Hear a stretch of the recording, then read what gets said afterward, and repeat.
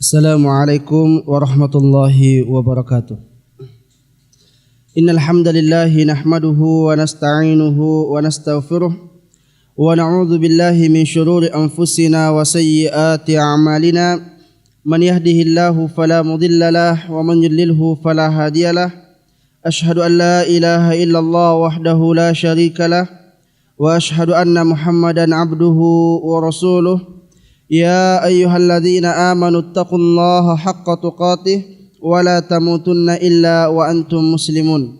Amma ba'du, sidang jamaah salat subuh yang dimuliakan oleh Allah Subhanahu wa taala, kita lanjutkan pelajaran kita dalam pembahasan As-Sirah An-Nabawiyah, perjalanan hidup Rasulullah sallallahu alaihi wasallam dalam menyampaikan risalah Allah Subhanahu wa taala. InsyaAllah pada kesempatan kali ini kita akan membahas tentang Mukatabatul Muluk wal Umara, yaitu pengiriman surat-surat kepada para raja-raja dan para pemimpin-pemimpin. Di mana sebelumnya kita membahas tentang Umrah Al-Hudaybiyah ataupun Bai'atu Ar-Ridwan, yaitu ketika Nabi SAW mengajak para sahabatnya untuk berangkat ke Makkah untuk melaksanakan umrah. Tetapi pada saat itu Nabi SAW gagal untuk melaksanakan umrah, dan terjadilah perjanjian damai antara kaum muslimin dengan orang-orang Quraisy, yang di antara kesepakatan mereka adalah adanya gencatan senjata selama 10 tahun. Dan Nabi SAW sangat mengapresiasi daripada perjanjian damai itu, walaupun beberapa poin dari perjanjian itu seakan-akan merugikan kaum muslimin. Tetapi ada satu poin yang Nabi SAW sangat senang dengan poin itu, yaitu adanya gencatan senjata selama 10 tahun. Maka Nabi SAW segera untuk menyetujui seluruh poin-poin yang dibuat oleh orang-orang Quraisy. Maka Nabi SAW dengan menyetujui daripada poin-poin itu, terutama gencatan senjata selama 10 tahun, tidak ada peperangan di antara orang Quraisy dengan kaum muslimin, maka itu dianggap oleh Nabi SAW adalah sebuah kesempatan emas untuk menyebarkan agama Islam ke seluruh dunia. Karena selama ini yang paling keras menghalangi dakwah adalah orang-orang Quraisy. Kalau kita melihat daripada musuh-musuh Rasulullah SAW ketika beliau berada di Madinah ketika itu, ada 3 kelompok besar. Yang pertama adalah kelompok orang-orang Quraisy, dan ini adalah kelompok yang paling keras. Mereka menentang Islam. Kemudian yang kedua adalah kelompok Ghatafan. Ghatafan ini yang telah berkumpul bersama dengan Nabi berkumpul dengan orang-orang Quraisy ketika perang Ahzab, sehingga jumlah mereka mencapai 10.000. Kemudian yang ketiga adalah orang-orang Yahudi. Maka ketika orang-orang Quraisy melakukan perjanjian damai dengan Nabi SAW, maka seakan-akan separuh daripada musuh Islam itu aman. Sisa 2 lagi, yaitu Ghatafan dan orang-orang Yahudi. Tetapi setelah Nabi SAW melakukan perjanjian damai dengan orang-orang Quraisy, orang-orang Ghatafan ini pun turun semangatnya untuk memusuhi Islam. Apa sebabnya? Karena orang Quraisy dan Ghatafan satu paham, yaitu mereka penyembah berhala.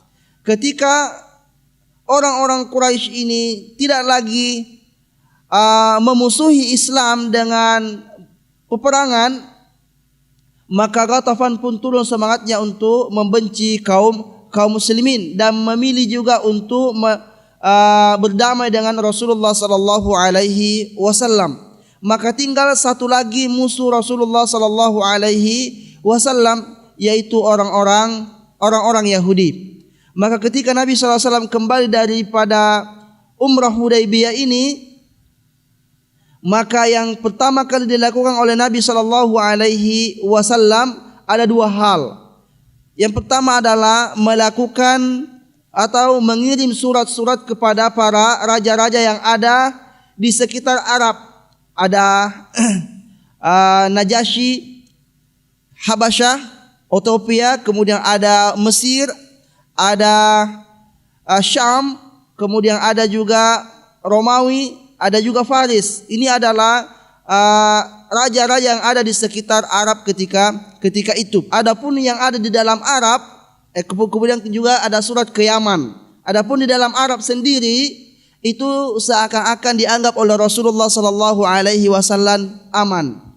Maka yang kedua setelah pengiriman surat-surat ini adalah mereka segera untuk melumpuhkan orang-orang Yahudi, karena ini yang sering memprovokasi kelompok-kelompok Arab yang lain sehingga terjadi peperangan di antara mereka dengan kaum muslimin. Sehingga Nabi SAW setelah kembali dari Hudaybiyah, yang pertama kali perang yang terjadi setelahnya adalah perang Khaybar.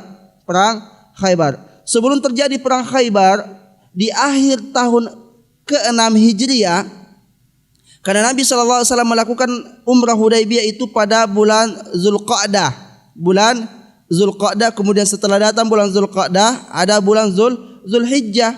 Ini adalah bulan terakhir dari tahun ke-6. Sedangkan umrah ke Mekkah, perjalanan umrah ke Mekkah dan Madinah ini memakan waktu sekitar satu bulan tentunya. Jadi dari awal bulan Zulqa'dah berangkat ke Mekkah dengan berjalan kaki, kemudian kembali lagi karena gagal untuk melakukan umrah, maka ini memakan waktu sekitar satu bulan. Ada lagi 1 bulan setelahnya. Disinilah Nabi SAW di bulan Zulhijjah untuk melakukan pengiriman surat kepada para raja. Maka fi awakhir sanah sadisah hina raja'a Rasulullah sallallahu alaihi wasallam min al-Hudaybiyah kataba ila al-muluki yad'uuhum ila al-Islam. Pada akhir tahun ke-6, berarti bulan Zulhijjah, setelah Nabi SAW kembali dari Hudaybiyah, beliau menulis surat kepada para raja-raja, yad'uuhum ilal Islam. Nabi SAW mengajak mereka untuk masuk Islam. Walamma arada an yaktubi ila haula'il muluk, maka ketika Nabi SAW hendak menulis surat kepada para raja-raja itu, qila lahu, dikatakan padanya, innahum la yaqra'una kitaban illa wa alaihi khatam, bahwasanya para raja-raja itu tidak akan mau membaca surat-surat yang sampai kepada mereka kecuali di situ ada stempelnya. Ini dari dulu stempel itu sudah ada. Maka karena raja-raja ini tidak mau membaca surat kecuali ada stempelnya, ini menunjukkan bahwa ini adalah surat yang resmi. Maka Nabi SAW ketika itu pun membuat stempel.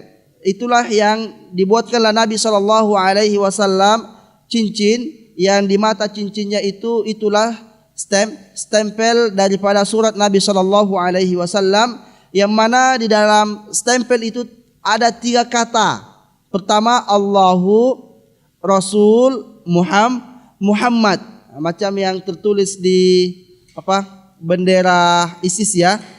Allah, Rasul, Muhammad itu adalah tulisan yang ada di stempel Nabi sallallahu alaihi wasallam. Sehingga Nabi SAW ketika hendak masuk ke dalam kamar mandi buang hajat, Nabi SAW mencopot daripada cincinnya, sebab di situ ada lafaz Allah Subhanahu wa taala yang tidak boleh masuk ke dalam tempat-tempat yang kotor. Waqtara min ashabihi rusulan lahum ma'rifah wa khibrah.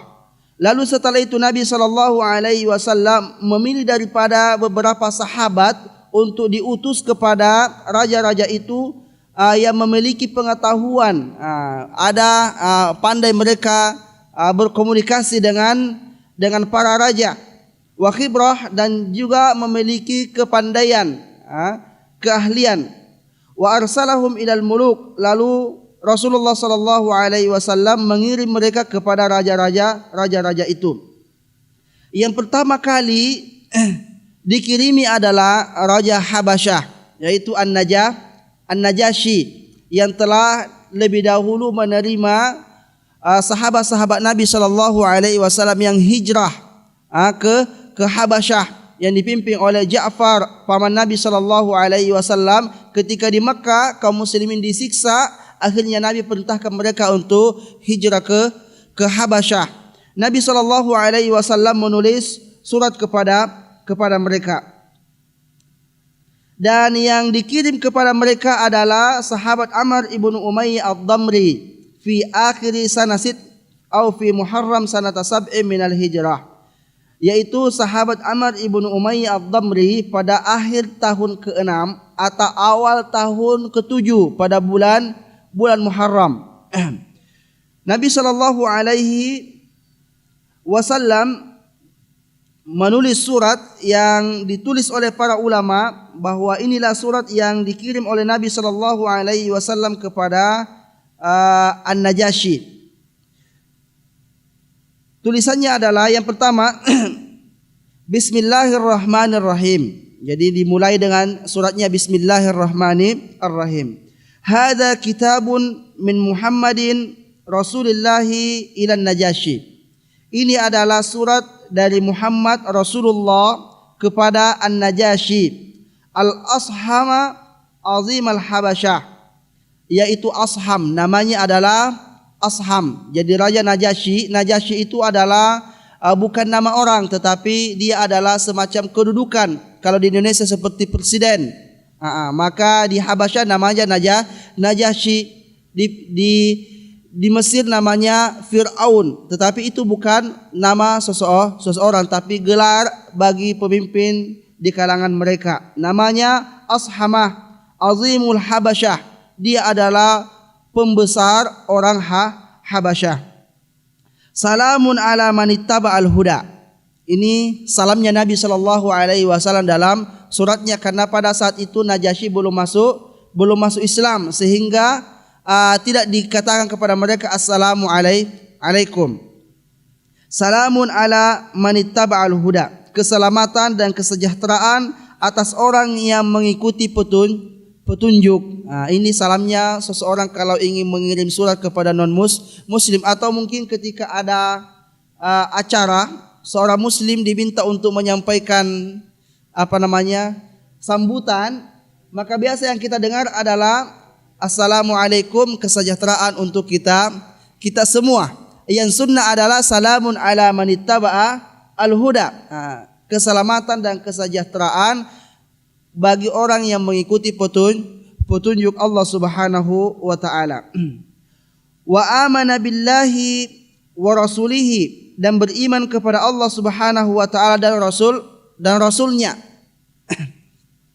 Wa syahida an la ilaha illallah wahdahu la syarikalah, dan bersaksi bahwa tidak ada sesembahan yang berhak disembah kecuali Allah Subhanahu wa taala wahdahu la syarikalah, yang esa, tidak ada yang sekutu baginya.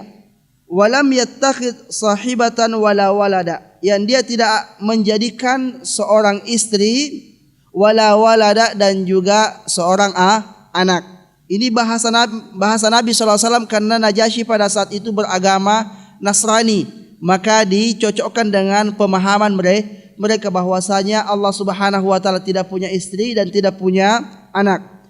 Wa anna Muhammadan abduhu wa rasuluh, dan sesungguhnya Muhammad adalah hamba Allah Subhanahu wa taala dan rasulnya.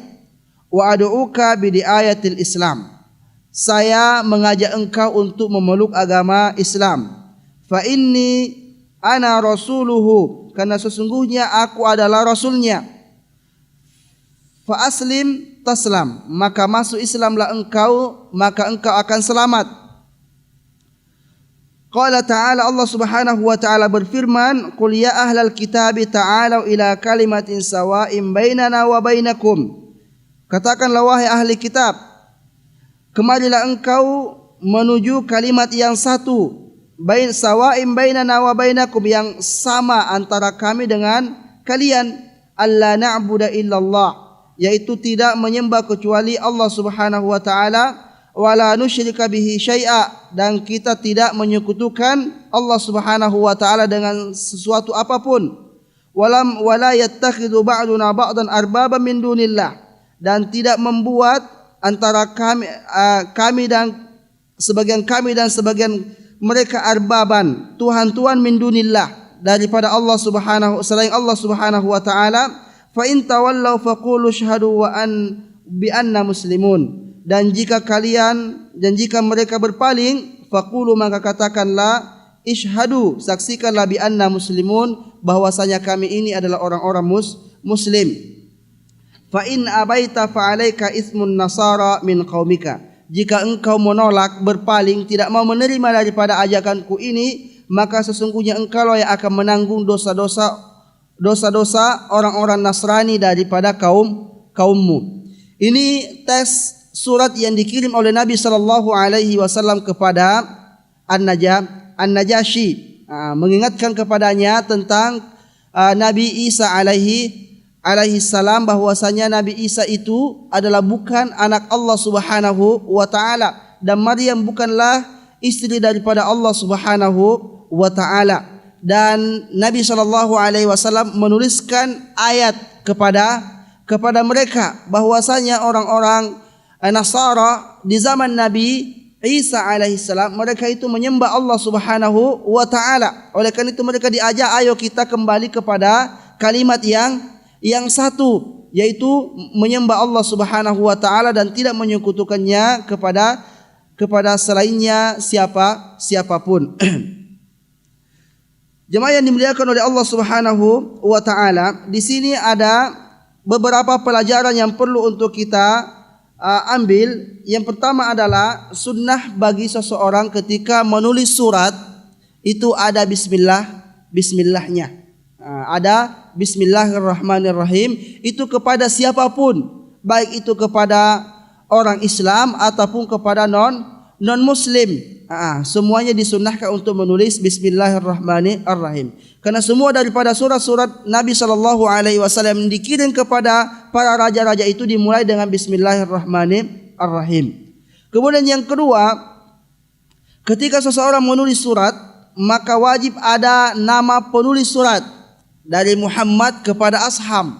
Jadi ada dari siapa surat itu dan kepada siapa surat itu disampaikan. Jangan tak ada namanya. Ini namanya tidak jelas dari siapa pengirimnya, maka harus ada nama. Begitupun kalau mengirim SMS, orang tidak ngerti siapa kita, maka mesti ditulis dari Muhammad, untuk siapa, biar orang yang membaca daripada surat itu jelas apa maksud darinya.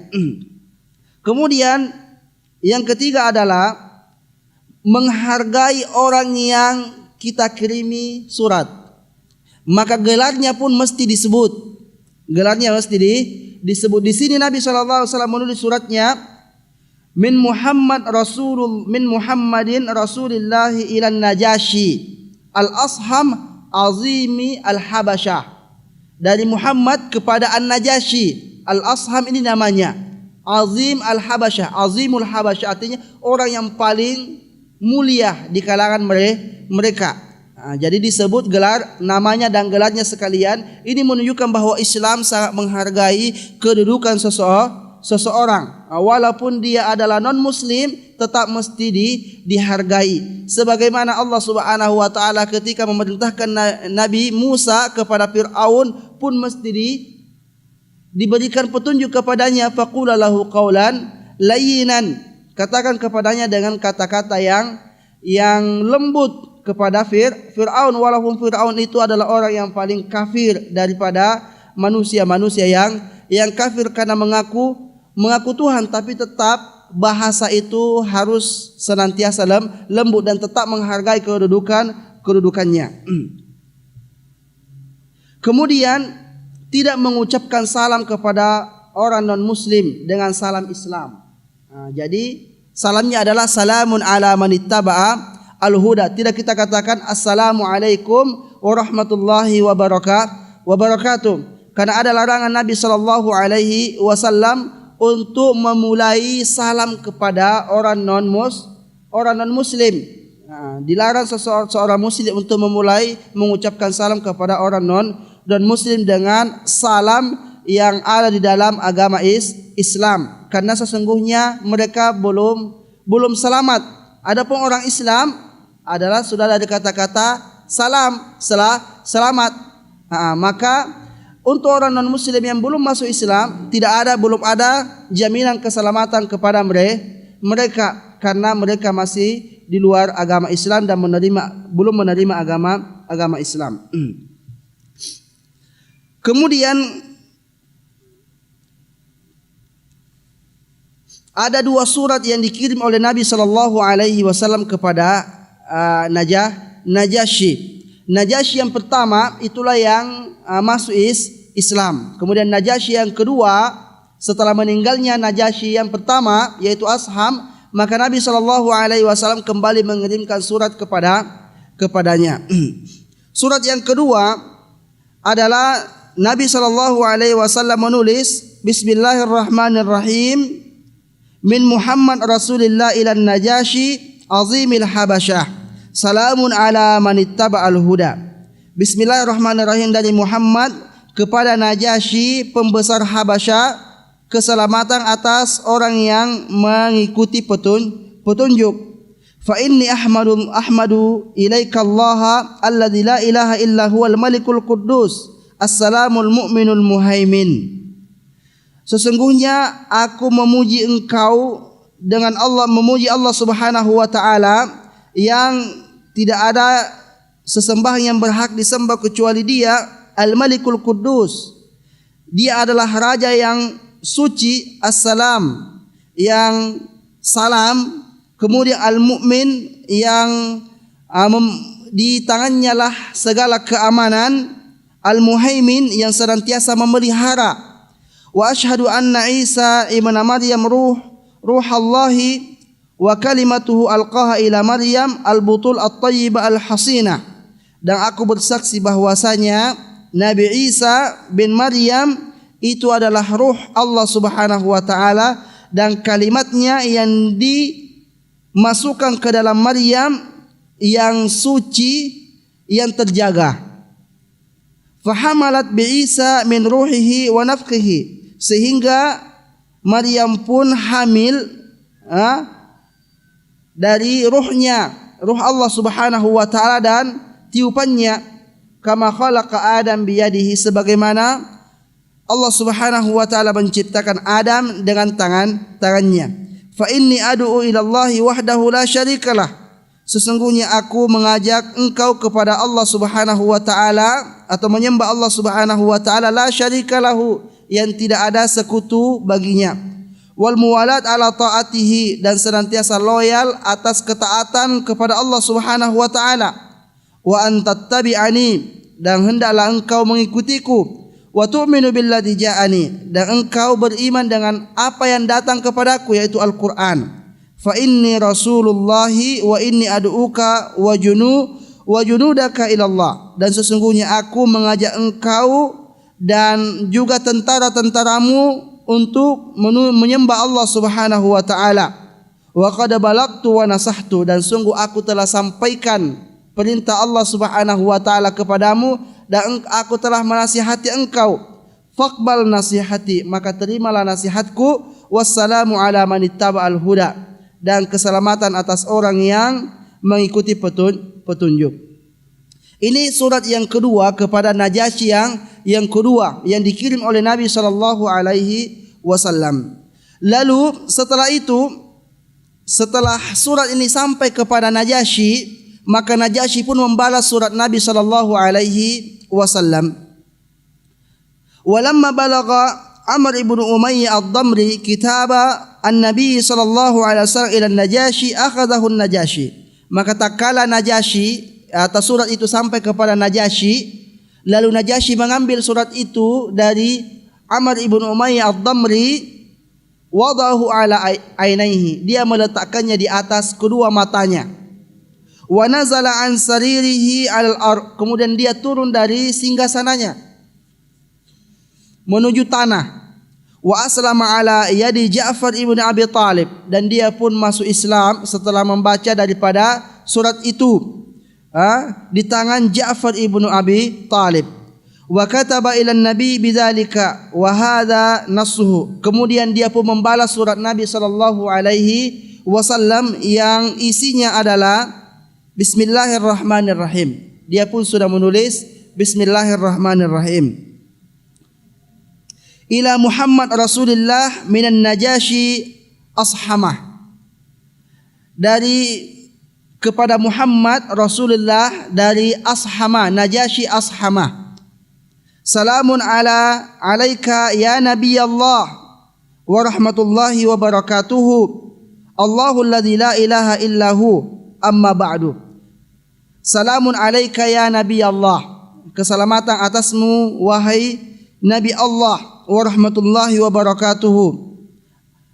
Allahul ladzi la ilaha illahu, Allah yang tidak ada sesembahan yang berhak disembah kecuali Dia. Amma ba'du, qad balagani kitabuka ya Rasulullah, sungguh telah sampai padaku suratmu wahai Rasulullah. Fima zakarta min Isa, fima zakarta min amri Isa, fa wa rabbis samai wal ard inna Isa la yazidu ala ma zakarta. Bahwasanya engkau telah menyebutkan tentang Nabi Isa kepadaku, dan Rabb langit dan bumi, sesungguhnya Isa tidaklah melebihi dari apa yang engkau sebutkan. Bahwasanya keyakinannya bahwa Nabi Isa itu adalah Abdullah wa Rasuluhu, kemudian Allah Subhanahu wa, bukanlah dia anak Allah, tapi dia adalah ruh yang dimasukkan ke dalam rahim ibunda Maryam. Maka itu benar apa yang engkau ucapkan dan sesuai dengan apa yang aku yakini. Wa qad arafna ma ba'asta bihi ilaina, dan kami telah mengetahui apa yang engkau telah kirim kepada kami.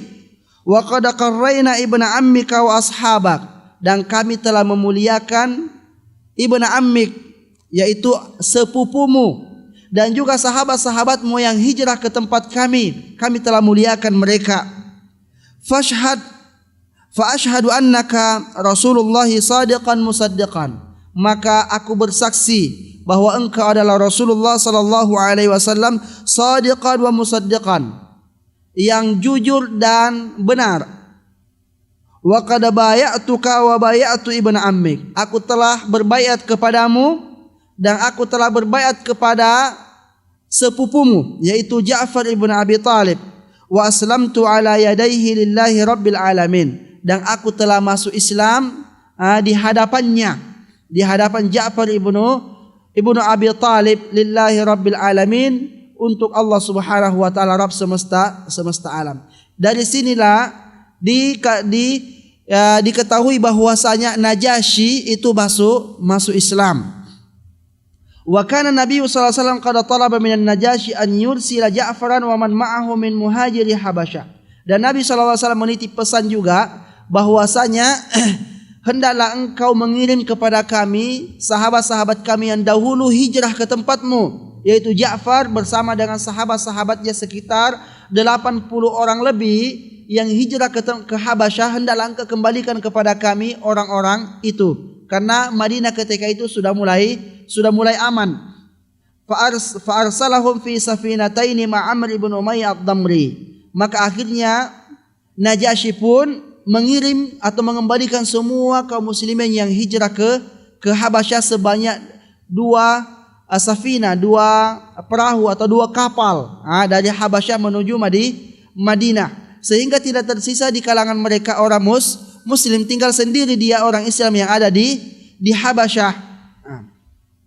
Faqadima bihim 'ala nabi wa huwa bi Khaybar, orang-orang itu datang sampai ke Madinah ketika Nabi sallallahu alaihi wasallam sedang berperang di Khaybar, yaitu pada awal tahun ke-7 Hijriyah. Wa tuwfiya an-Najasyi hadza fi Rajab sanata 9 minal hijrah Kemudian Najasyi ini meninggal pada tahun ke-7 pada tahun ke-9 Hijriyah pada bulan Rajab ba'da Tabuk, setelah perang Tabuk. Wa na'ahu Nabi sallallahu alaihi wasallam yaum wafatihi, dan Nabi sallallahu alaihi wasallam bersedih ketika wafatnya Najasyi. Wa shalla alaihi salatul ghaib, dan Nabi SAW salat ghaib atas kematian daripada Najasyi. Walamma mata wa takhallafa an arshihi, takhallafa ala arshihi malikun akhar, kataba ilaihi Nabi SAW kitaban akhar. Lalu ketika Najasyi meninggal, digantikan oleh Najasyi yang baru, Nabi SAW kirim lagi surat yang baru kepada Najasyi berikutnya. Wala yudra hal aslama amla, akan tetapi tidak ada kabar yang menjelaskan tentang apakah dia masuk Islam atau tidak. Tetapi Najasyi yang pertama itu masuk Islam, sehingga ketika ketika dia pun meninggal, Nabi SAW salat gaib atasnya, karena seluruh kaum muslimin, sahabat-sahabat Nabi SAW yang hijrah ke Habasyah semuanya kembali ke Madinah, tersisa sendiri, sehingga salat jenazah itu hukumnya fardu kifayah. Nah, kalau tidak ada yang mensalatinya, maka semua kaum muslimin berdosa. Oleh karena itu Nabi SAW melakukan salat gaib.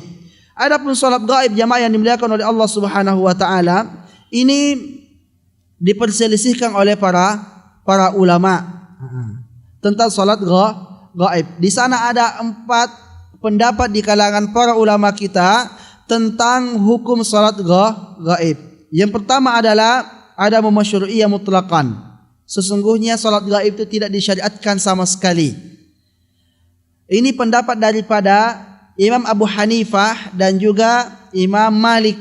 Dia mengatakan bahwa Nabi SAW salat gaib itu cuma sekali, yaitu terjadi ketika meninggalnya Najasyi. Dia menganggap bahwa kejadian itu adalah sebuah kekhususan untuk Rasulullah sallallahu alaihi wasallam, karena setelah itu banyak kaum muslimin yang meninggal, tapi Nabi tidak pernah melakukan salat gaib, cuma sekali itu saja, sehingga itu tidak bisa dijadikan sebuah dalil bahwa disyariatkannya untuk melakukan salat gaib.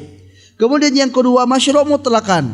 Ini disyariatkan secara mutlak karena Nabi pernah melakukannya, berarti ini adalah sebuah sunnah dari Nabi sallallahu alaihi wasallam. Ini pendapat daripada Imam Asy-Syafi'i rahimahullah dan Imam Ahmad. Tetapi Imam Syafi'i rahimahullah taala mensyariatkannya secara mutlak, baik itu dia disolati ataupun tidak disolati, semuanya boleh kita melakukan salat gaib. Contoh, ada orang yang meninggal, di sana mereka disolati secara Islam, dikuburkan secara Islam, tapi boleh juga kita di sini mensolatinya. Ini pendapat mazhab Syafi'i. Kemudian Imam Ahmad pun dalam beberapa kaulnya mengatakan seperti itu, boleh untuk mensolati jenazah secara gaib walaupun dia telah disolati di tempat yang lain. Kemudian pendapat yang ketiga adalah as-salatu alal ghaib idza lam yusalla alaihi. Salat gaib itu disyariatkan ketika orang itu tidak disolati. Contoh, dia tenggelam di laut, hilang entah kemana, tak didapatkan, maka kita solati dia. Karena tidak ada orang yang mensolatinya. Sebagaimana kejadian yang terjadi pada Najasyi, tidak ada seorang muslim pun di Habasyah kecuali dia. Dia meninggal dunia, tentu dia dikuburkan secara non-Islam, tidak disolati, maka disyariatkan, Nabi mensyariatkan untuk mensolatinya. Ini pendapat daripada Syekhul Islam Ibnu Taimiyah dan salah satu pendapat daripada Imam Ahmad rahimahullah. Kemudian yang keempat, masyru' li ahli salah walahu sabiqa fil khair. Ini disyariatkan hanya untuk orang-orang yang soleh dan dia masyhur bahwa dia itu memiliki kebaikan yang sangat banyak terhadap Islam. Sebagaimana Najasyi, dia adalah orang yang baik. Dia memiliki kebaikan terhadap Islam, di mana dia telah mengamankan sahabat-sahabat Nabi SAW yang hijrah kepadanya. Tentu ini adalah sebuah kebaikan yang sangat besar yang diberikan oleh Najasyi ini, sehingga dengannya dia pun mesti disolati secara gaib walaupun dia telah disolati di tempat yang lain. Kalau dia orang yang besar, seorang pemimpin, dia banyak kebaikannya, maka ketika dia meninggal boleh seluruh dunia mensolatinya secara gaib. Ini pendapat yang dipegang oleh Syekh Abdul Aziz bin Baz. Syekh bin Baz memilih pendapat ini. Ini adalah 4 pendapat daripada tentang hukum salat gaib. Tetapi yang rajih, yang kuat adalah yang pendapat yang ketiga, yaitu ketika seseorang tidak disolati maka barulah disyariatkan salat gaib. Sebagaimana Najasyi tidak disolati di Habasyah, maka Nabi SAW pun mensolatinya. Ketika dia sudah disolati, maka tidak disyariatkan salat gaib di tempat yang lain. Ini penjelasan tentang salat gaib, karena salat gaib itu muncul pertama kali ketika meninggalnya Najasyi al-Asham yang telah masuk Islam dan tidak disolati di tempatnya. Jemaah yang dimuliakan oleh Allah Subhanahu wa taala, inilah surat pertama yang Nabi SAW kirim, dan masih banyak lagi surat-surat yang lain yang dikirim oleh Nabi SAW dengan berbagai macam bentuknya, beda-beda bentuk daripada surat-surat Nabi SAW kepada para raja-raja tersebut, tergantung dengan keyakinan raja-raja itu. Demikianlah yang dapat kita sampaikan pada kesempatan kali ini. Mudah-mudahan ada manfaatnya buat kita semua. Wa sallallahu ala nabiyyina Muhammadin wa ala alihi wa sahbihi wa sallam. Subhanakallahumma wa bihamdika asyhadu an la ilaha illa anta astaghfiruka wa atubu ilaik. Wa akhiru da'wana alhamdulillahi rabbil alamin. Wassalamu alaikum warahmatullahi wabarakatuh.